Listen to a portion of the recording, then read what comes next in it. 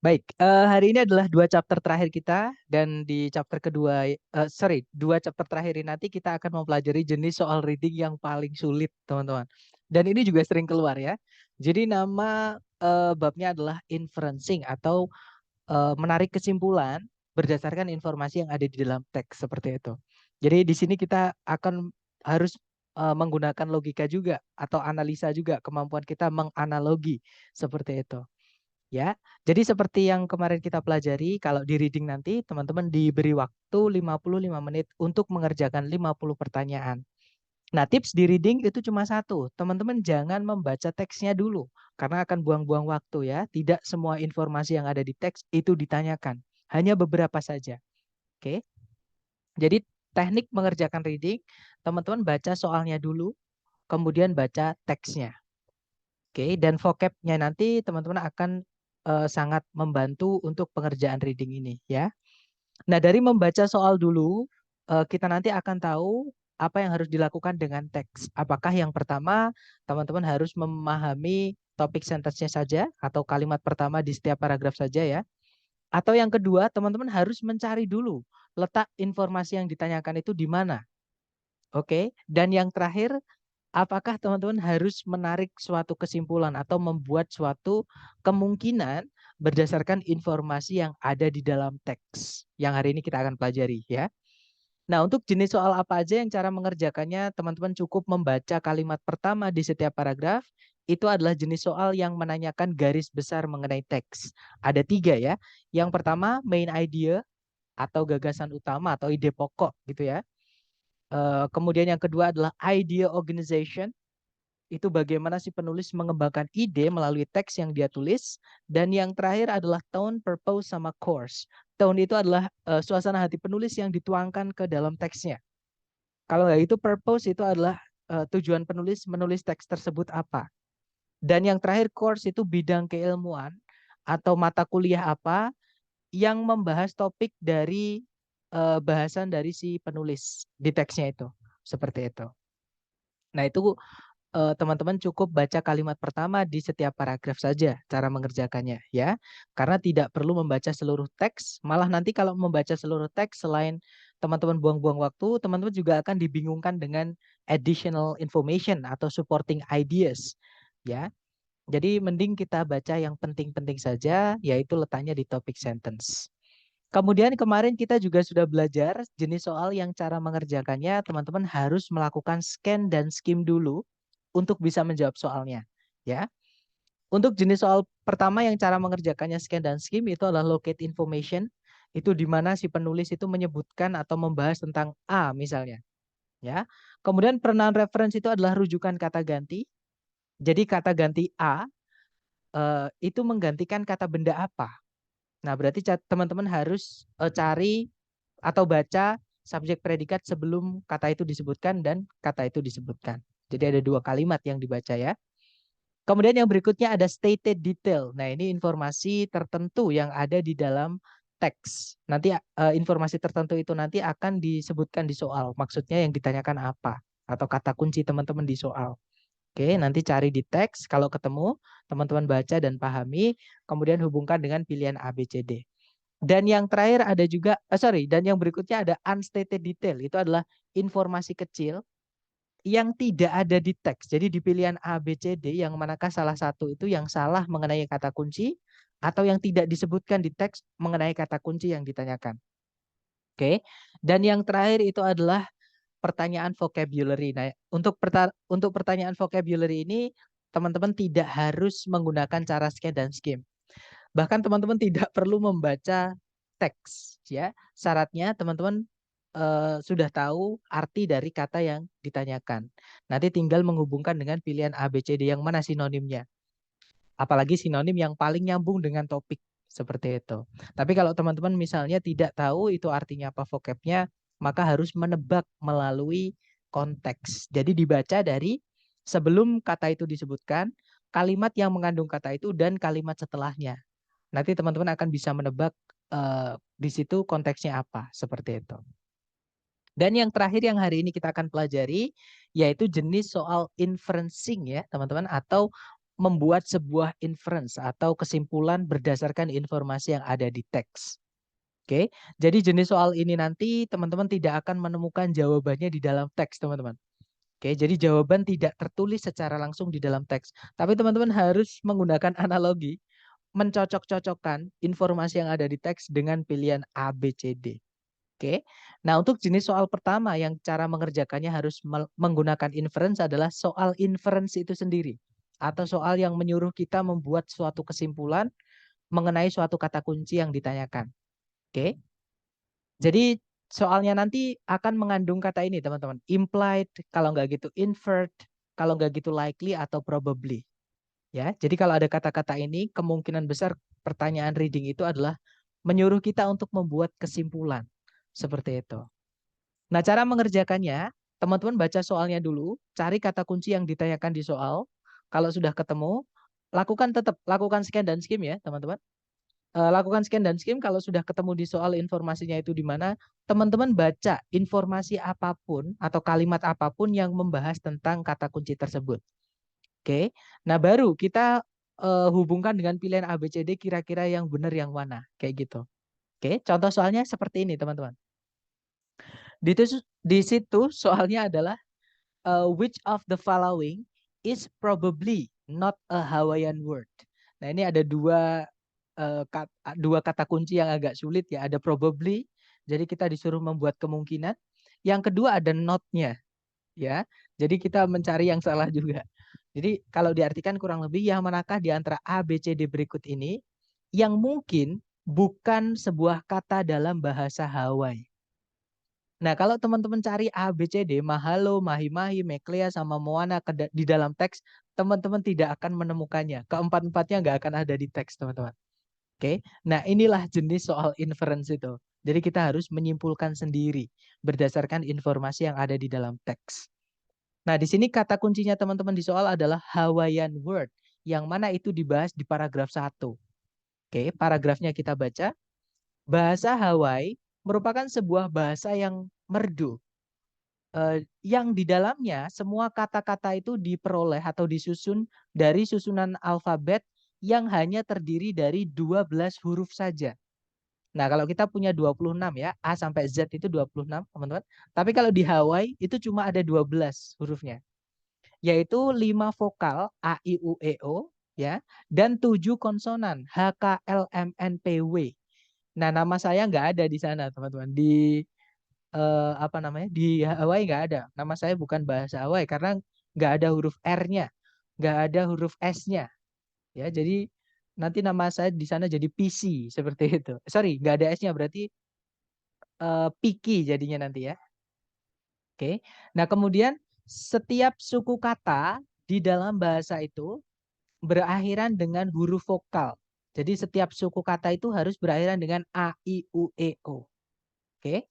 Dan dua konsonan atau huruf H, K, L, M, N, P, W tadi ya, tidak pernah muncul berbarengan atau bersamaan. Jadi mereka nggak boleh temu satu sama lain bareng, teman-teman. Harus dipisah. Nggak boleh gandeng. Oke. Jadi huruf vokal dalam bahasa tersebut itu memiliki frekuensi yang lebih tinggi dibandingkan dalam bahasa Inggris. Nah, intinya kata kuncinya teman-teman tadi itu tadi ya, dalam bahasa Hawaii itu setiap suku kata harus berakhiran dengan vokal, kemudian huruf H, K, L, M, N, P, W tidak boleh gandeng. Kita cek pilihan A, B, C, D. Yang alfa, mahalo. Di situ ada 3 suku kata, teman-teman, yaitu ma, kemudian H, kemudian lo. Yang mana setiap suku kata itu berakhiran dengan vokal A, A, O. Dan konsonannya di situ tidak ketemu bareng ya. M, H sama L-nya dia terpisah, tidak gandeng. Nah, berarti yang alfa ini mengikuti aturan kata dalam bahasa Hawaii. Jadi kemungkinan dia adalah bahasa Hawaii.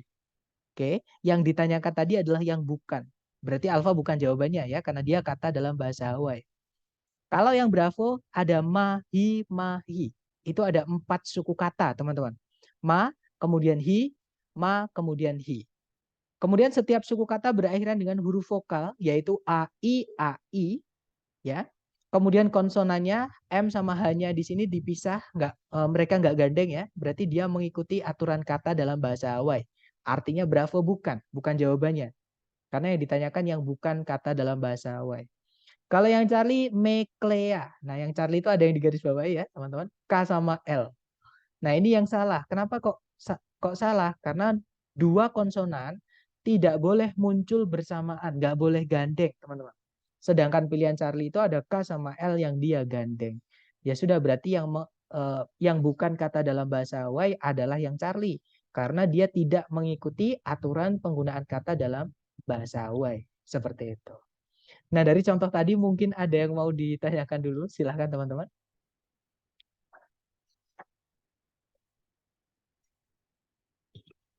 Nggak ada ya? Baik, kalau nggak ada, mari kita lanjut ke latihan soal. Seperti biasa, nggak perlu takut salah. Di sini ada dua, teman-teman. Dicoba dulu, jangan takut salah. Waktunya 2 menit ya, silahkan. 2 menit dimulai dari sekarang. Silahkan teman-teman.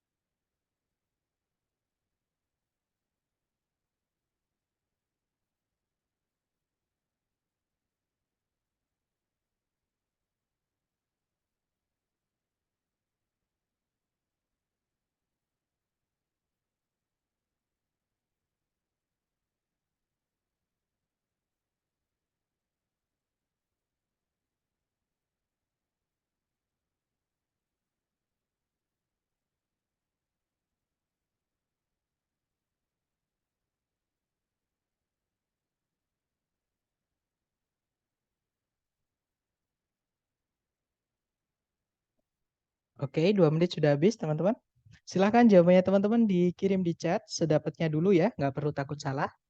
Baik, ada dua jawaban antara, sorry, berarti kalau reading ini tentunya harus paham arti dari ceritanya dulu ya guys, karena kalau salah pengertian bisa salah menjawabnya. Betul, jadi memang jenis soal reading yang benar-benar apa namanya, mengecek pemahaman teman-teman adalah soal inferencing ini teman-teman.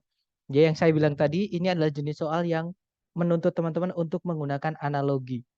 Seperti itu. Jadi makanya saya bilang di awal tadi ini adalah jenis soal yang paling sulit karena jawabannya nggak ada di teks teman-teman.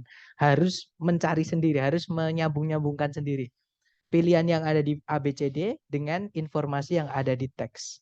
Jadi pengerjaannya ini nanti pasti teman-teman akan membutuhkan waktu yang lebih lama dibandingkan jenis soal-soal reading yang lain. Seperti itu. Apalagi kalau teman-teman salah mengartikan misalnya.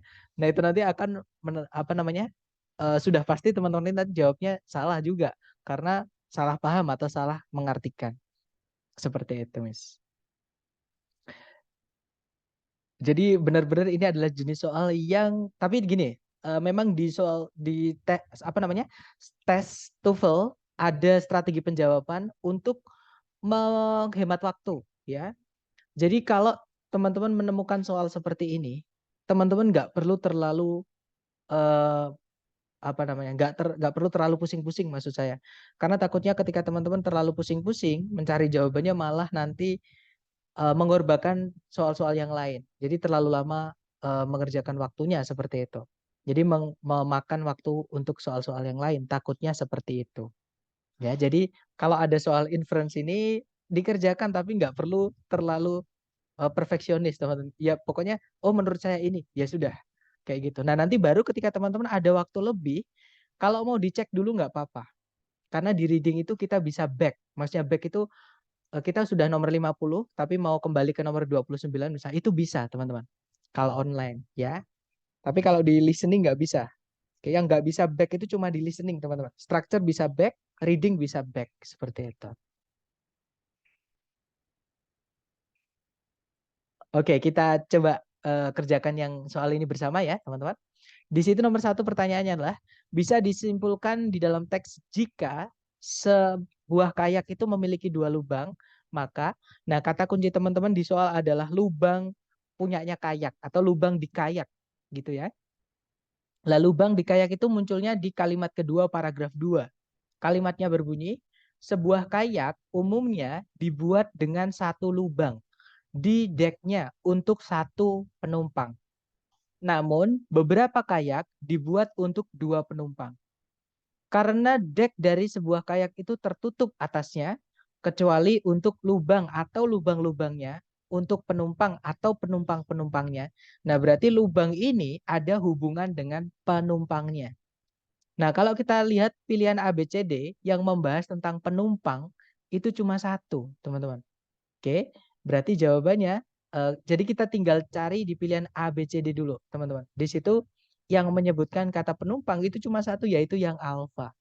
Oke, jadi jawabannya adalah yang alfa ya. It accommodates two riders. Kalau diartikan, dia menampung atau memuat 2 penumpang. Karena memang lubangnya tadi memang diperuntukkan untuk penumpangnya ya. Kalau yang Bravo kayak dengan 2 lubang itu kurang stabil dibandingkan kayak dengan 1 lubang. Tidak ada korelasi antara lubang dan tingkat kestabilan. Ya, teman-teman, yang ada jumlah lubang ada hubungannya dengan jumlah penumpang. Oke, berarti Bravo bukan. Kalau yang Charlie kayak dengan 2 lubang itu sama besarnya dengan umiak. Nah, sama sekali nggak ada umiak ketika lubang di kayak dibahas. Jadi itu terlalu jauh, teman-teman. Kalau teman-teman lihat umiak itu ada di paragraf terakhir. Tapi paragraf terakhir pun nggak ada membahas tentang lubangnya kayak.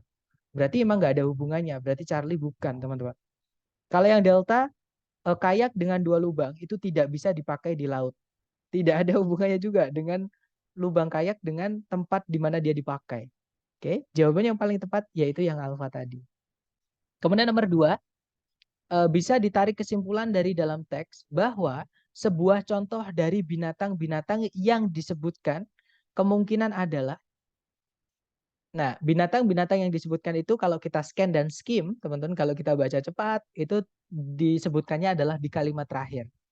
Oke, kalimat terakhir berbunyi, umiak itu dipakai untuk menarik harta benda dari satu titik camp ke titik camp yang lain. Dan dia dipakai untuk berburu hewan-hewan yang lebih besar, yang terlalu besar untuk diburu menggunakan kayak. Nah, kalau kita baca ke belakang, bedanya umiak sama kayak itu adalah di ukuran, teman-teman. Kayak itu paling besar itu untuk 2 orang. Jadi bisa dilihat ini ya, yang atas, gambar atas. Nah, kalau umiak itu dia bisa menampung 10 sampai 12. Jadi bisa dibandingkan ya, 2 sampai 5 hingga 12. Jadi 5 sampai 6 kali lipat besarnya. Oke. Nah, kita lihat binatang apa yang terlalu besar untuk diburu menggunakan kayak di pilihan ganda. Ya. Yang alfa, a kangaroo. Nggak mungkin ya teman-teman kita berburu kanguru menggunakan umiak. Karena umiak itu sejenis perahu, teman-teman. Yang ada diketawain sama kangurunya, ya. Karena kanguru hidupnya di darat, umiak dipakainya itu adalah di laut atau di air seperti itu. Alfa nggak bisa karena eh, hewan yang terlalu besar diburu dengan kayak itu ya di air, bukan di darat. Berarti alfa bukan, oke? Kalau yang Bravo, a snake, seekor ular. Nah, sebesar-besarnya ular air ya, teman-teman, itu masih bisa dipakai dibawa dengan kayak. Oke, entah misalnya kalau anaconda lah, sebesar anaconda lah, itu masih bisa ditarik di air gitu menggunakan kayak. Oke, jadi Bravo bukan. Kalau yang Charlie, a whale, seekor paus. Nah, ketemu teman-teman. Hewan yang terlalu besar untuk diburu menggunakan kayak tapi bisa diburu dengan umiak, itu adalah yang Charlie, yaitu seekor paus. Karena kalau kita berburu paus menggunakan kayak, yang ada kayaknya di bawah tenggelam sama pausnya, seperti itu ya. Kalau yang Charlie, a salmon, seekor salmon. Sebesar-besarnya ikan salmon itu masih bisa dibawa menggunakan kayak. Entah di atas, ditaruh di atas decknya, atau mau diseret di air ya, di tali gitu, itu bisa. Jadi delta bukan, jawabannya adalah yang Charlie ya teman-teman, seekor paus seperti itu. Kemudian ada pertanyaan, kuncinya soal kayak gini apakah hanya fokus ke paragraf satu saja, Coach, atau semuanya, karena kalau mengartikan semuanya butuh waktu yang lama, Coach. Jangan mengartikan semuanya ya, teman-teman, yang saya bilang tadi. Di soal reading itu nggak ada yang menanyakan seluruh teks itu nggak. Maksudnya semuanya seluruh teks ditanyakan itu nggak ada, teman-teman. Oke, jadi yang kita baca di mananya? Ya kita harus cari dulu yang ditanyakan apa. Oke, jadi kita baca kata kuncinya apa, kita cari di teks menggunakan scan dan skim.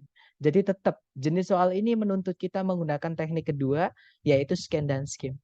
Oke, tapi gini teman-teman, jenis soal inference ini selama saya berkali-kali tes ya, pengalaman saya gini, inference ini menanyakan soal apa namanya, kalimat-kalimat yang teman-teman sudah kerjakan sebelum-sebelumnya. Ya, misalnya nih, inference ini adalah pertanyaan nomor 4. Nah, biasanya nanti kalimatnya itu letaknya sama atau nggak jauh dari kalimat di mana soal ketiga itu menanyakannya, atau kalimat yang ditanyakan oleh soal ketiga atau soal kedua gitu. Jadi nggak jauh-jauh dari situ kayak gitu. Jadi teman-teman nanti untuk scan dan skimnya pasti gampang kok kayak gitu, karena jenis soal reading ini dia nyampur ya teman-teman. Cuman enaknya reading itu pasti pertanyaannya urut nomor 1 sampai 10 itu pasti dari atas nanti ke bawah, semakin ke bawah, semakin ke bawah sampai terakhir seperti itu. Jadi nggak ada loncat-loncat, nggak ada seperti itu. Kemudian scan dan skim kayaknya Kakak Ulan baca cepat. Ya betul, jadi harus scan dan skim dulu ya. Kita analisa dulu di soal, kita kita harus cari yang ditanyakan tentang apa atau kata kuncinya. Kalau sudah kita tahu kata kuncinya atau yang ditanyakan soal apa, kita scan soalnya. Sorry, maksud saya teksnya. Atau skim juga boleh. Kalau teman-teman masih ingat letaknya itu di mana, kayak gitu. Oke. Nah, kalau sudah ketemu, kita pahami kalimat tersebut. Seperti itu. Boleh kalimat tersebut, boleh paragraf tersebut. Kalau teman-teman nggak puas dengan kalimat dengan satu kalimat itu, teman-teman bisa baca seluruh paragraf. Tapi jangan seluruh teks ya. Karena kalau seluruh teks nanti sayang waktunya teman-teman. Juga teman-teman nanti pasti tambah bingung kayak gitu. Karena membaca, terutama membaca bahasa yang bukan bahasa kita ya. Saya sendiri aja yang dari kecil senang bahasa Inggris, teman-teman. Kalau baca tulisan banyak dalam bahasa Inggris itu saya ngantuk atau capek gitu kadang. Apalagi misalnya kalau teman-teman misalnya ya jarang berbahasa Inggris, atau ada juga yang mungkin tidak terlalu suka dengan bahasa Inggris, itu nanti bahkan jadi tantangan buat teman-teman.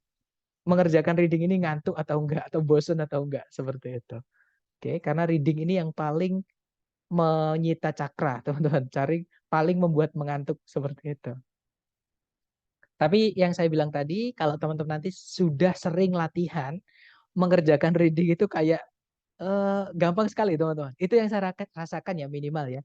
Jadi kenapa kok saya berani bicara seperti ini? Karena setiap saya mohon maaf tes membantu orang itu, teman atau joki itu, saya bahkan bacanya dari samping, itu pun dari layar nggak terlalu kelihatan.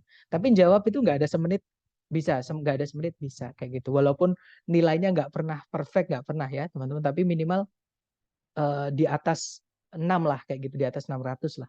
Sir, kalau tes online berarti kita dikasih waktu per soal ya, Sir? Mau panjang pendek paragrafnya? Jawabannya tidak. Jadi jawabannya adalah akumulasi semuanya. Jadi di structure sama di reading itu akumulasi, teman-teman. Maksudnya akumulasi, kalau di structure itu 25 menit untuk mengerjakan 40 soal. Tidak peduli per soal teman-teman berapa, nggak peduli. Ya. Nah cuman karena kita latihan, saya pakai pukul rata-rata, teman-teman. Jadi rata-rata dalam pengerjaan satu soal structure itu 30 detik. Oke, tapi kalau reading rata-rata untuk mengerjakan satu soal itu adalah 1 menit. Seperti itu. Nanti ketika miss tes atau ketika teman-teman tes nanti per soal tidak ada waktunya, tapi waktunya itu seluruh akumulasi kayak gitu. Jadi kalau di reading ya 55 menit untuk mengerjakan 50 pertanyaan seperti itu. Kalau offline kan kita kalau kita cepat di structure kita bisa invest pas ngerjain reading waktunya. Ya betul, tapi nanti kalau di online itu akumulatif teman. Jadi per section. Ketika teman-teman listening ya waktunya listening sendiri. Structure itu ya structure sendiri walaupun teman-teman udah selesai lebih cepat di structure ya. Reading itu nanti tetap waktunya adalah 55 menit. Nggak ada tambahan dari structure tadi. Seperti itu. Karena online itu sering ada kendala, teman-teman. Kendalanya biasanya di device. Kadang kalau kita nggak ada kendala, yang kendala itu biasanya yang lain. Nggak bisa masuk, kadang juga device-nya kenapa, kadang koneksinya kenapa, kayak gitu. Itu nanti jadi kadang mulainya molor. Seperti itu. Dan kadang penjaganya itu nggak mau kalau nanti ngawasinya molor. Biasanya seperti itu. Dan saya sarankan untuk teman-teman berlatih untuk mengerjakan soal dengan cepat dan tepat, teman-teman. Kenapa? Karena itu nanti akan sangat enak kok. Contohnya kalau yang saya rasakan ya, teman-teman, semakin cepat mengerjakan TOEFL itu semakin puas gitu. Apalagi kalau hasilnya sesuai yang kita inginkan, kayak gitu. Coach, untuk mencapai nilai 500 berarti dari reading minimal benar berapa ya Coach? Kalau dari soal selain reading tinggi tetapi di reading hanya benar sedikit, apakah bisa mencapai juga ya Coach? Nah, ini salah satu tips saya teman-teman ya, kemarin ya. Jadi tips saya dulu ketika menjokai ya, membantu teman-teman tes itu apa namanya? Saya mengorbankan salah duanya. Jadi yang saya polkan itu adalah salah satu saja. Nah, kebetulan karena saya senangnya di structure, teman-teman. Saya paling senang itu di structure, nggak tahu kenapa. Padahal banyak eh, teman-teman di kampus Inggris, teman-teman tutor di kampus Inggris itu bilang kalau structure itu paling nggak enak, paling sulit gitu, intinya paling nggak enak gitu. Mereka lebih senang listening atau di reading karena jawabannya disebutkan, udah ada kayak gitu. Nah, tapi kalau saya di structure. Jadi teman-teman fullkan atau apa ya, maksimalkan apa yang teman-teman kuasai. Kalau structure ya polkan nilainya di structure, kalau reading ya di reading, kalau listening ya di listening. Nanti dua sisanya nggak perlu terlalu nggak perlu terlalu di wah-wahkan. Oke, yang penting usahakan satu. Makanya di awal atau kemarin ya saya bilang kalau nggak salah, entah di sesi sore atau sesi malam saya bilang kalau dalam belajar reading teman-teman fokus kuasai dulu satu. Ya, karena satu nanti yang teman-teman sudah kuasai itu bisa menyelamatkan dua nilai yang kurang. Bahkan kadang ketika kita belajar structure itu yang saya alami, teman-teman. Ketika kita belajar structure, entah itu dari video, entah dari listening, entah dari kita ngobrol sama teman, itu nanti akan terbiasa dengan listening sama readingnya secara nggak langsung, teman-teman. Seperti itu. Oke. Jadi saran saya kuasai dulu satu yang menurut teman-teman yang paling gampang, menurut teman-teman, yang paling teman-teman sukai atau yang paling teman-teman bisa kayak gitu. Itu teman-teman hajar dulu, kuasai dulu seperti itu. Kalau target 550 nah, kalau 550 memang agak susah, Mas. Jadi kemarin ada juga salah satu member dari periode sebelumnya itu mengambil privat di saya, teman-teman. Targetnya memang 550 dan saya bilang 550 itu memang sulit sekali, ya. Kalau teman-teman belajar hanya 1 bulan, itu nanti benar-benar menforsir teman-teman untuk fokus ke pembelajarannya. Bisa, tapi benar-benar harus intensif. Oke, kalau teman-teman masih terbebani oleh kuliah, oleh pekerjaan, oleh rumah tangga misalnya, itu akan sulit sekali. Kayak gitu, walaupun ngambil privat, dan kalau di privat kan soal-soal yang saya pakai untuk menjelaskan dan latihan itu kan yang asli dari ITS, teman-teman. Karena beberapa kali saya tes, ternyata soalnya beberapa kali sama. Jadi saya berpikir kalau ternyata di ITS sendiri pun itu mereka punya variasi soal. Oke, jadi siapa tahu ketika teman-teman tes nanti menemukan soal yang saya pakai untuk mengajar privat seperti itu. Tapi kalau yang nggak di privat, saya nggak berani, teman-teman. Takutnya nanti soal itu nyebar dan akhirnya sistem keamanan TOEFL yang sekarang itu nanti diperketat. Jadinya saya malah nggak bisa membantu lagi kayak gitu. Dan saya nggak dapat soal-soal lagi. Jadi sedih gitu ya. Karena saya senang dapat soal-soal baru karena saya juga belajar. Akhirnya saya dapat media belajar juga kayak gitu. Intinya gini, teman-teman nggak perlu terlalu ambisi dengan skor, ya, apalagi kalau cuma mengejar sertifikat lembaga, karena teman-teman nanti yang misalkan merasa teman-teman belum siap untuk tes besok, karena sedangkan saya butuh sertifikat itu nilainya tinggi. Jangan khawatir, saya sediakan juga kelas tambahan. Kelas tambahan itu nanti isinya apa? Isinya satu, teman-teman dikasih soal prediksi yang blueprint atau kisi-kisinya sama. Misal nomor satu structure yang hilang subjeknya. Nah itu saya buatkan soal yang subjeknya hilang juga. Seperti itu. Misal nomor dua yang hilang subjek predikatnya. Sama, saya buatkan soal yang seperti itu. Oke, bahkan nanti kan ketika di lembaga ini kan teman-teman nanti dikasih kesempatan sampai 3 kali tes atau 4 kali, jadi 3 sampai 4 kali tes untuk memperbaiki skor di sertifikat lembaga. Nah, teman-teman jangan khawatir, nanti ada juga kelas tambahan itu pembahasan untuk soal-soal tes supaya mempersiapkan teman-teman kalau remedi. Jadi untuk menyelamatkan nilai di sertifikat kayak gitu. Jadi tes TOEFL kita hari apa ya? Jadi setelah hari ini, teman-teman. Jadi ini kan hari materi terakhir tuh. Nanti akan ada entah besoknya lagi, entah besoknya. Nanti teman-teman akan dikirimi di grup itu link. Oke, paling lambat 1 minggu lah teman-teman dari hari ini. Itu nanti teman-teman di grup akan atau di chat WA akan dikirimi link untuk mengerjakan ujiannya kayak gitu. Jadi stay tune ya teman-teman. Maksudnya teman-teman harus tetap kalau bisa grup itu atau chatnya teman-teman dengan saya di pin supaya nanti kalau ada chat itu dari lembaga nggak ter nggak tertumpuk seperti itu. Jadi untuk harinya saya nggak bisa memastikan karena pertemuan kita juga maju mundur ya teman-teman, karena kapan hari saya tertabrak KO, kemudian juga ada tes juga waktu itu kapan hari itu. Jadi hari kita kadang bisa maju, kadang bisa mundur kayak gitu. Tapi yang saya hitung, kalau perhitungan saya, kita maju teman-teman. Karena teman-teman dulu masuknya adalah 3 Januari kalau nggak salah ya. Dan sekarang masih tanggal berapa, itu sudah selesai. Kita 24 kalau nggak salah. Berarti saat dikirim link harus langsung mengerjakan. Jawabannya tidak, teman-teman.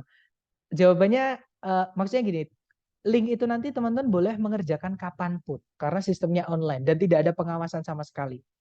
Kayak gitu ya. Jadi nggak harus dikerjakan seketika ketika link itu dikirim, nggak teman-teman. Jadi bebas. Serna mau nanya kalau kita tes TOEFL yang dari ITS untuk sertifikat unofficial itu langsung keluar. Ya betul. Kalau online itu langsung keluar. Jadi enaknya online di situ. Kita langsung bisa tahu skornya berapa. Terus structure berapa, listening berapa, reading berapa, itu kita langsung bisa tahu. Kayak gitu. Ya betul, 2 Januari maksud saya. Tapi kita sudah selesai tanggal 20 berapa ini? 24. Jadi masih masih lama kan, 2 Februari harusnya habisnya. Cepat banget. Nah, teman-teman ada waktu buat belajar. Itu saran saya, kuasai yang teman-teman sukai atau yang teman-teman paling bisa. Ya, nggak perlu mengejar semuanya harus perfect, malah teman-teman nanti kelebakan, kewalahan di belajar, dan kemungkinan bisa menguasai semuanya dalam waktu singkat itu kecil sekali, teman-teman. Seperti jadi fokus aja yang menurut teman-teman paling gampang, kayak gitu. Dan kalau teman-teman mau ikut kelas tambahan nanti ya silahkan chat saya ya setelah kelas, nanti akan saya masukkan ke grup atau saya kasih tahu caranya untuk gabung gimana, seperti itu. Kayaknya saya lihat teman-teman ini terlalu khawatir ini. Berapa lama Sur kelas tambahan? Kelas tambahannya e-course teman-teman. E-course itu lewat video. Jadi lama tidaknya tergantung teman-teman. Misalkan sehari bisa langsung selesai. Kalau teman-teman bisa menyelesaikan satu video. Ada beberapa video ya.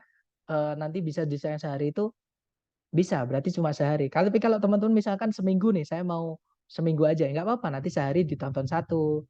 Hari berikutnya satu dan seterusnya. Kayak gitu. Saya lihat teman-teman terlalu khawatir. Jangan terlalu khawatir teman-teman. Takutnya malah membebani nanti. Ya, jadi relax saja, nikmati aja belajarnya. Kalau ada apa-apa yang dibutuhkan dari teman-teman dari saya, silahkan japri aja. Nanti saya bantu lewat WA seperti itu. Udah mau ujian ya, ya ampun belum belajar error. Nah itu error analisis itu hantunya banyak tutor di kampung Inggris teman-teman ya. Jadi banyak tutor-tutor di kampung Inggris itu gagalnya adalah di structure terutama yang error analisis Karena mereka nggak tahu ternyata bagaimana sih si pembuat soal itu membuat errornya. Dikirain semuanya itu misformation teman-teman, harus diganti. Padahal ada juga yang addition, ada omission itu yang kadang kita nyari yang diganti ini yang mana gitu. Padahal itu hilang kayak gitu. Atau ada yang kebalik itu mereka nggak paham. Makanya saya punya metode yang agak beda dalam menjelaskan error analysis. Oke, karena teorinya sudah di 8 chapter sebelumnya, error analysis sebenarnya sama dengan materi-materi sebelumnya, cuman jenis soalnya aja yang dirubah seperti itu.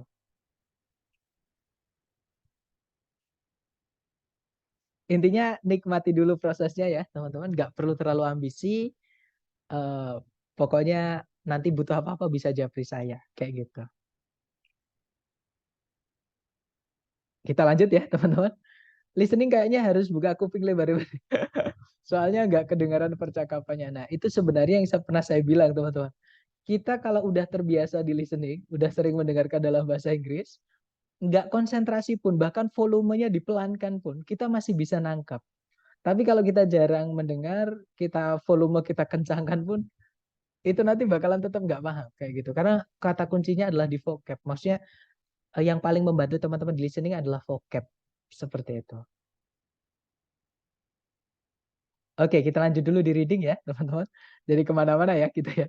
Oke, next ke soal berikutnya. Silahkan dicoba dulu. Di sini ada 3 soal. Jangan takut salah. Waktunya berarti 3 menit. Dimulai dari sekarang. Silahkan teman-teman.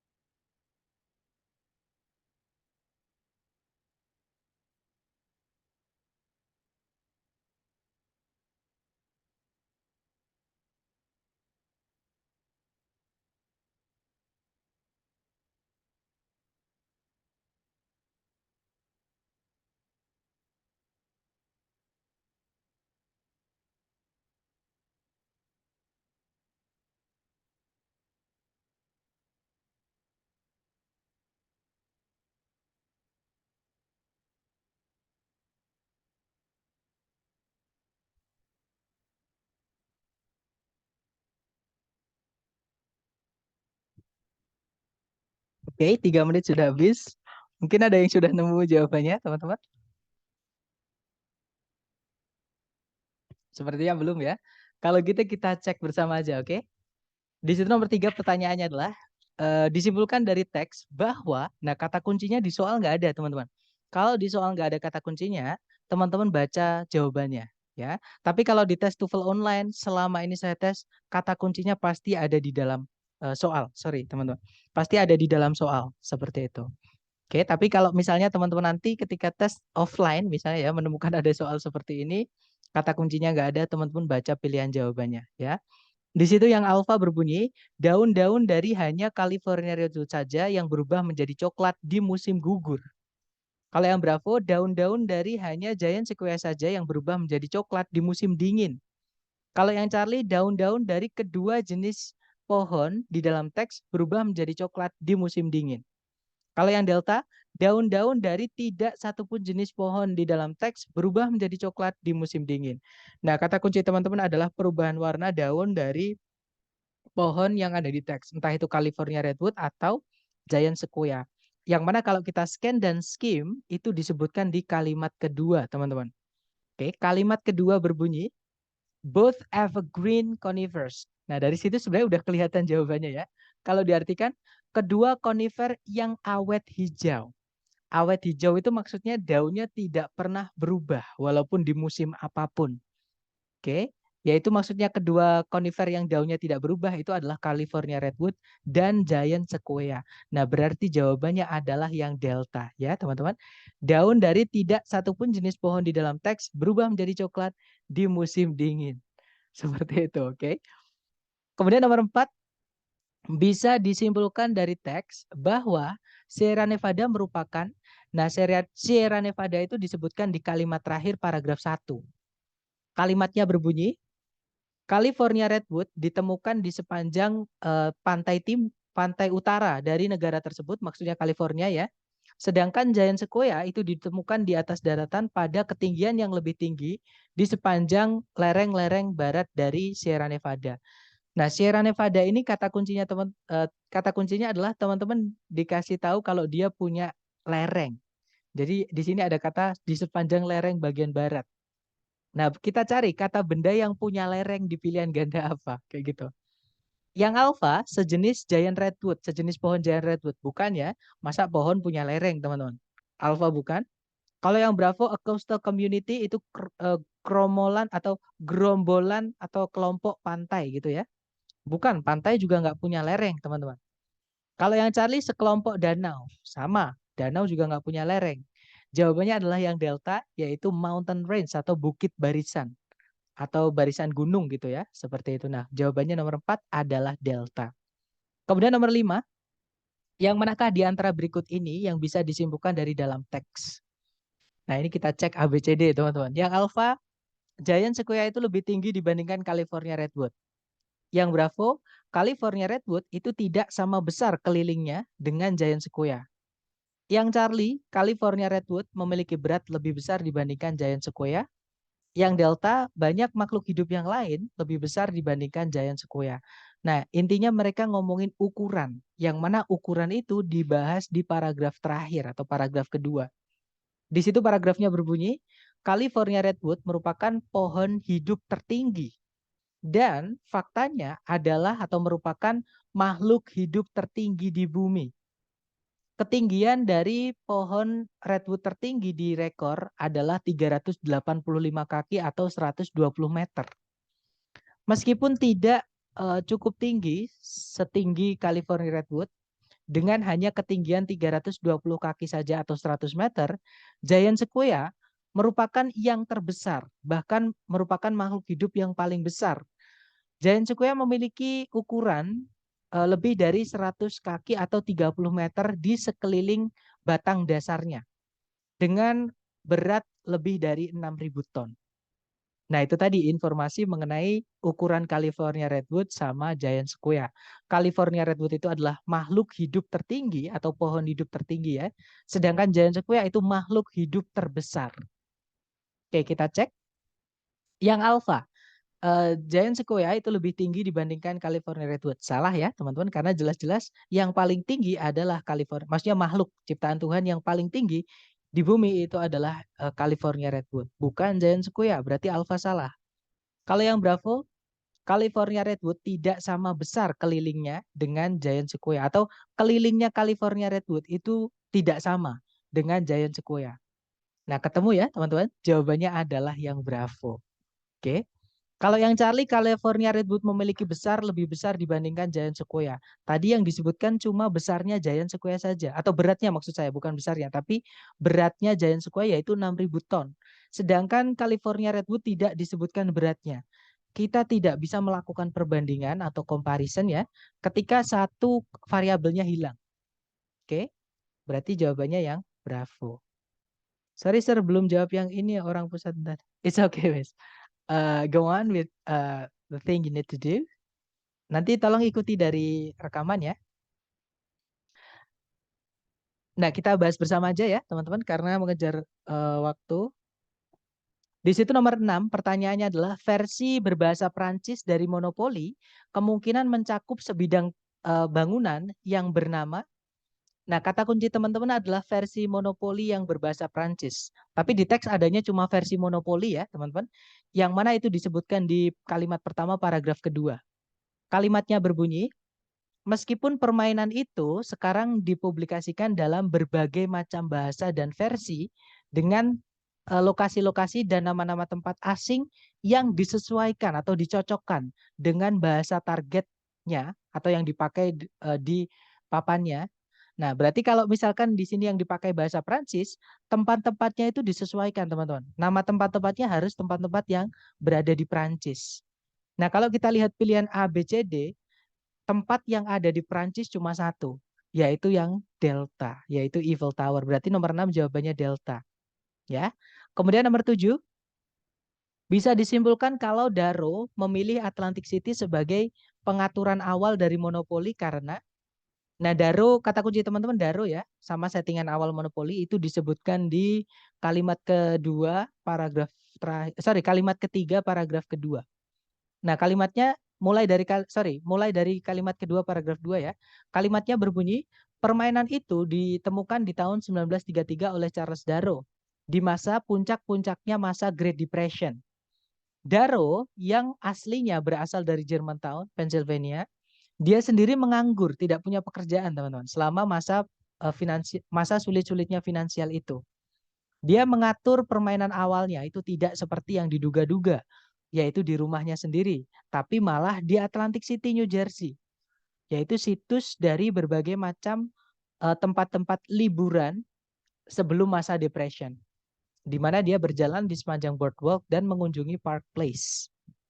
Nah, alasannya berarti itu tadi, Atlantic City itu karena dia banyak tempat liburan sebelum masa depresi. Kita cocokkan dengan ABCD yang paling nyambung dengan informasi itu yang mana ya? Yang alpha, it brought back good memories. Karena Atlantic City membawa kenangan indah sebelum masa Great Depression tadi ya. Nah, kemungkinan alpha bisa karena nyambung, teman-teman. Kalau yang Bravo, keluarganya berasal dari Atlantic City. Nah, jelas-jelas dia tadi berasal dari Germantown ya, bukan Atlantic City. Berarti Bravo bukan. Kalau yang Charlie, orang-orang dari Germantown kemungkinan akan marah jika Darrow menggunakan Germantown. Tidak ada yang menyinggung orang-orang Germantown tadi ya. Charlie bukan. Kalau yang Delta, Atlantic City itu lebih luas dibandingkan Germantown. Sama sekali tidak ada keterangan luasnya berapa, luas yang mana, nggak ada, teman-teman. Bahkan luas tidak dibahas di situ. Oke, jadi alasannya cuma karena Atlantic City itu banyak tempat-tempat liburannya yang mana banyak dikunjungi sebelum masa depresi. Berarti jawaban yang paling tepat adalah yang alfa. Oke. Kemudian nomor 8, Parker Brothers mungkin. Nah, ada kata mungkin, berarti nggak ada di teks ya. Tapi teman-teman dikasih kata kunci yaitu Parker Brothers yang mana dia disebutkan di kalimat terakhir. Kalimatnya berbunyi, Darrow membuat permainan pertamanya itu menggunakan tangan dan menjualnya secara lokal. Sampai akhirnya Parker Brothers membeli seluruh hak, entah itu hak cipta, hak milik, hak apapun ya, atas monopoli di tahun 1935 dan mengambil langkah-langkah pertama menuju produksi massal hingga hari ini. Seperti itu. Nah, berarti Parker Brothers ini adalah perusahaan mainan, teman-teman. Oke, jadi jawabannya adalah yang Bravo. A game manufacturing company, perusahaan pembuatan game seperti itu.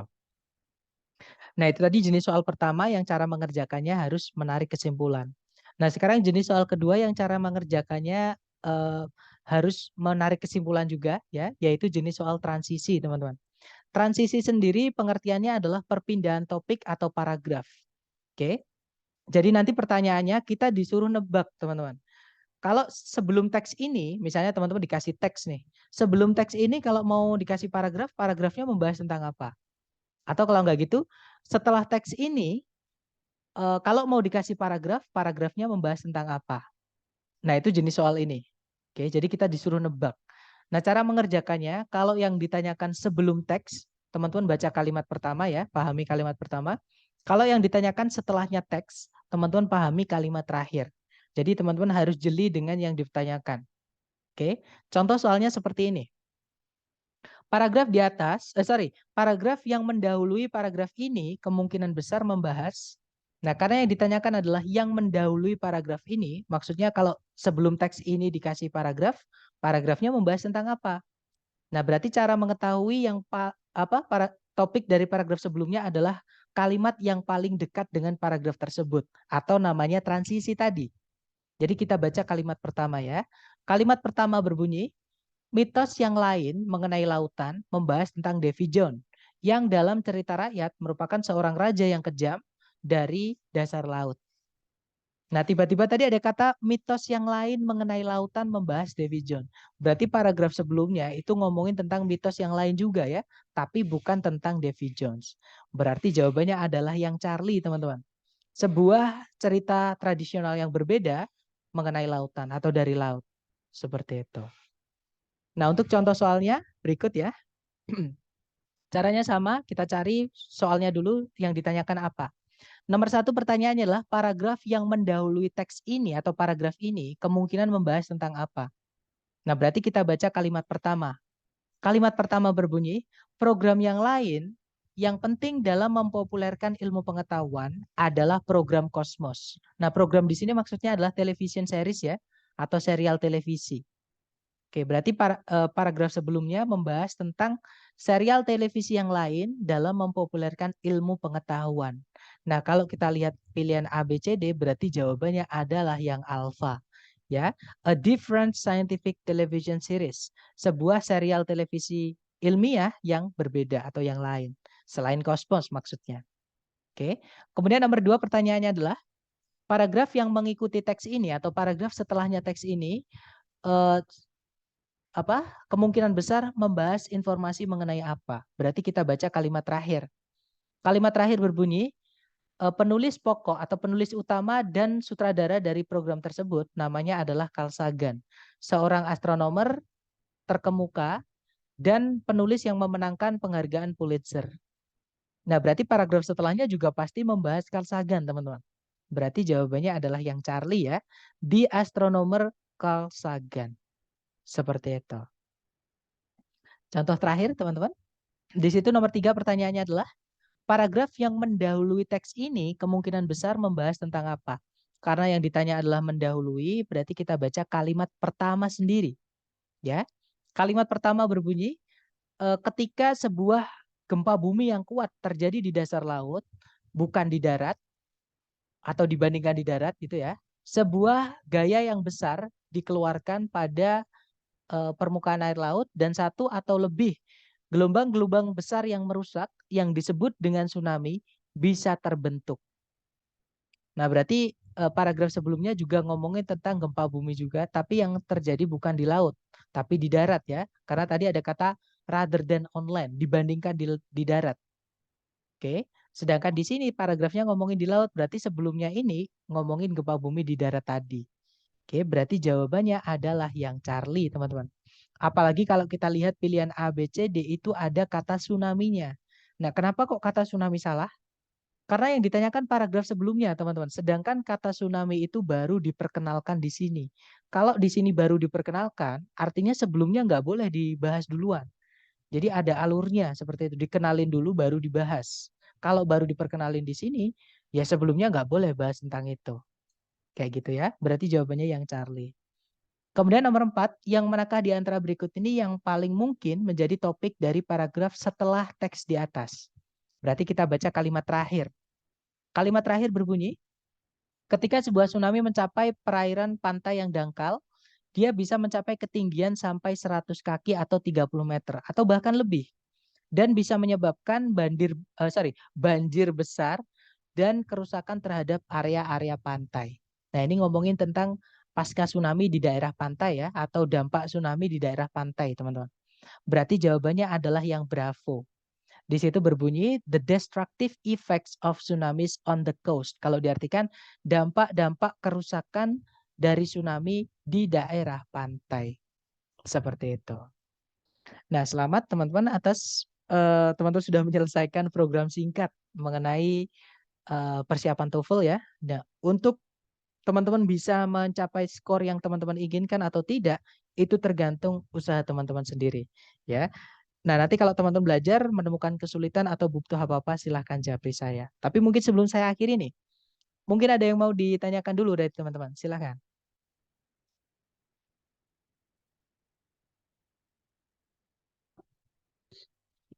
Nggak ada ya, teman-teman. Saya sarankan untuk untuk bagian terakhir dari reading ini, teman-teman di sesi malam silahkan datang lagi ya supaya lebih kuat untuk materinya. Oke. Okay? Thank you so much for having me today, everyone. See you next time. As I say, Assalamualaikum warahmatullahi wabarakatuh.